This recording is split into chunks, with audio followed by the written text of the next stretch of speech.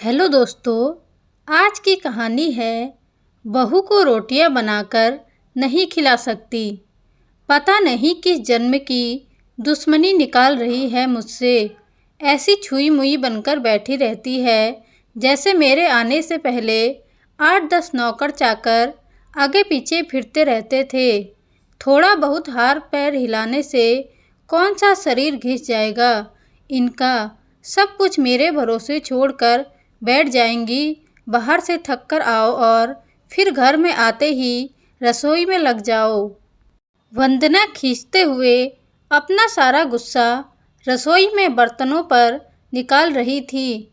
ऐसा नहीं था कि उसकी सास रुक्मणी जी को बहू के बड़बड़ाने का भान नहीं था, लेकिन वो भी ठिठाई पर थी।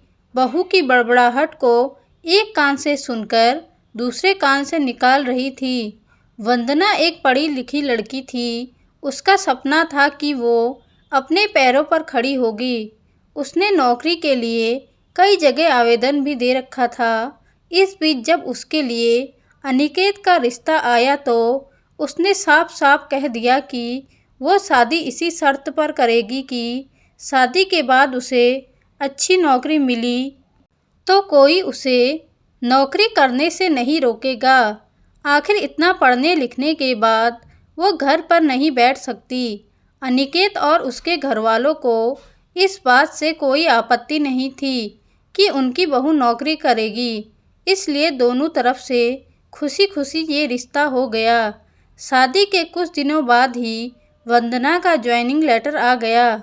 जिस दिन वंदना ने अपने ससुराल वालों से कहा था कि वो अब नौकरी करेगी, तो उसकी सास रुक्मणी जी ने सारे परिवार के सामने कह दिया था, बहू नौकरी करे, इससे मुझे कोई आपत्ति नहीं है। मैं ये भी नहीं कहूँगी कि वो पहले सारे घर का काम करे फिर नौकरी पर जाए, लेकिन मैं भी अब पहले की तरह पूरा घर नहीं संभाल सकती। मुझे सब कुछ मंजूर है, लेकिन मुझसे ये उम्मीद मत करना कि मैं बहू को रोटियां बनाकर खिलाऊंगी। मुझे पता है कि अगर मैं एक बार इस भंवर में फंस गई तो जिंदगी भर नहीं निकल पाऊंगी। उस वक्त सबको रुक्मणी जी की बातें सुनकर हैरानी तो हुई थी। उनके पति ने तो ये भी कहा कि मुझे नहीं पता था कि मेरी सीधी सरल पत्नी भी सास बनते ही अपना रूप बदल लेंगी। लेकिन इन सब बातों का रुक्मणी जी पर कोई असर नहीं हुआ। वो तो अपनी जिद पर अड़ी रही। खैर, वंदना को तो नौकरी करनी ही थी, क्योंकि घर के थोड़े से काम के लिए वो अपनी इतनी अच्छी नौकरी तो नहीं छोड़ सकती थी। वहीं उसके पति और ससुर जी ने भी नौकरी की इजाज़त दे दी थी, तो वो फिर कहाँ रुकने वाली थी। इस समस्या का ये हल निकाला गया कि घर के कामों के लिए एक कामवाली और खाना बनाने के लिए कुक रख ली गई। खाना बनाने वाली सुबह और शाम का खाना बनाकर चली जाती। वंदना का काम था ऑफिस से आकर बस सबका खाना परोसना। यूं ही दिन निकल रहे थे। वंदना की शादी को 2 साल हो चुके थे। अब तो वंदना और बाकी सब घरवालों को इस रूटीन की आदत हो गई थी। लेकिन मुश्किल तो तब होती थी जब कभी खाना बनाने वाली छुट्टी ले लेती थी। ऐसा ही कुछ इन 2 दिनों से हो रहा था, जिस कारण से वंदना खिंची हुई थी। ऑफिस से आकर रोटियां बनाना उसे बहुत बड़ा बोझ लगता था। वैसे तो रुक्मणी जी इन दिनों में सब्जियां काट कर बना देती थी, लेकिन बहू के ऑफिस से आने के बाद रसोई में झांकती भी नहीं थी। उस समय वंदना को अपनी बैठी हुई सास बहुत चुभती थी। वो बड़बड़ाती रहती और रोटियां बनाती रहती। बाद में अपनी माँ से फ़ोन पर भर भर कर शिकायत करती, जिसके बाद उसे थोड़ा सा सुकून मिलता था। कुछ दिनों बाद वंदना के भाई की शादी भी तय हो गई। वंदना की होने वाली भाभी भी नौकरी पेशा थी। वंदना की माँ ने सगाई के वक्त ही खुश होते हुए गर्व से कह दिया, भाई मैं तो और सासों की तरह नहीं हूँ जो बहू के आने पर हाथ धरकर बैठ जाऊँ। जब अभी तक पूरा घर संभाल रही थी तो अब क्यों नहीं। मेरी बहू को तो मेरी तरफ से पूरी छूट रहेगी। जब एक माँ अपने बच्चों को रोटियां बनाकर खिला सकती है तो बहू को क्यों नहीं खिला सकती। बहू, तुम निश्चिंत होकर नौकरी करना, रसोई मैं संभाल लूँगी। वंदना की माँ के उच्च विचार सुनकर उसकी होने वाली भाभी का पूरा परिवार और खुद वंदना भी गदगद हो गई। वाह माँ, आप कितने बड़े दिल की हैं। काश मेरी सास भी आपकी तरह होती, लेकिन मेरी किस्मत में ये सुख कहाँ। मेरी सास को तो बस हुक्म चलाना आता है। मुझे गर्व है कि मेरी माँ इतने खुले विचारों की हैं। अपनी चिड़चिड़ाहट निकालते हुए वंदना बोली। कुछ दिनों में ही वंदना के भाई की शादी हो गई और कुछ दिनों बाद ही वंदना की भाभी ने अपनी नौकरी ज्वाइन कर ली। वंदना की माँ भी अपनी बहू को हथेलियों पर रखती थी। सुबह उसका नाश्ता, टिफ़िन, फिर रात का खाना भी तैयार रखती थी। अपने हाथों से परोसकर सबको खाना खिलाती थी। उनकी बहू भी मम्मी जी करती हुई अपनी पसंद नापसंद बताती रहती थी, जिसे वंदना की माँ बड़े चाव से पूरा करने में लगी रहती थी। खुशी खुशी दिन बीत रहे थे, लेकिन ये प्रक्रिया धीरे धीरे अब उदासीनता में बदल रही थी। वंदना की भाभी को अब कुछ भी न करने की आदत पड़ गई थी। एक दिन जब वंदना फ़ोन पर अपनी माँ से बात कर रही थी तो उसकी माँ बस रो पड़ी। बेटा, मैं इतना करती हूँ तेरी भाभी के लिए, फिर भी उसे मेरी कद्र नहीं। अरे, मेरी दी हुई छूट अब मुझ पर ही भारी पड़ने लगी है।